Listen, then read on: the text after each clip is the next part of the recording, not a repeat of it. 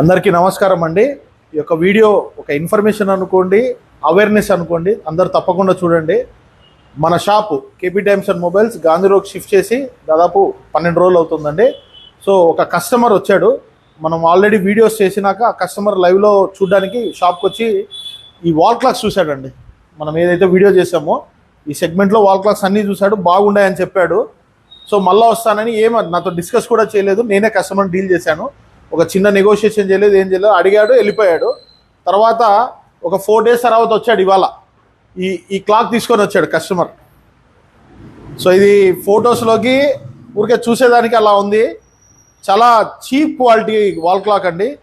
So చాలా బాగలేదని నాకే ఏదన్నా రిటర్న్ కూడా లేదంట అతనికి, కస్టమర్కి. ఇది అమ్మి పెట్టన్నా అని తీసుకొచ్చాడు. లేదన్నా ఇలాంటి చీప్ క్వాలిటీస్ అమ్మమని చెప్పాము. సో దయచేసి ఆన్లైన్లో ఇలాంటి ఫొటోస్ చూసి మోసపోకండి. Be aware of online traps అండి. మన సంపాదించిన ప్రతి రూపాయి చాలా విలువైంది. ఇదే వ్యాపారం కాదండి, ఒక మొబైల్ వాచెస్ అనే కాదు, మొబైల్ కానీ క్లాత్ కూడా మనం స్టోర్కి వెళ్ళి చూస్తేనే ఆ ఫీల్ అర్థమవుతుంది. ఓకే, ఆన్లైన్లో ఆ బట్టలు తెప్పించుకుంటే ఆ ఫీల్ ఉండదు. ఆ క్వాలిటీ ఏముంది ఏమనేది ఎవరికి అర్థం కాదు. సో మన రీసెంట్గా మొబైల్స్ కూడా ఓపెన్ మొబైల్స్ వచ్చాయి, ఆల్రెడీ యాక్టివేటెడ్ మొబైల్స్.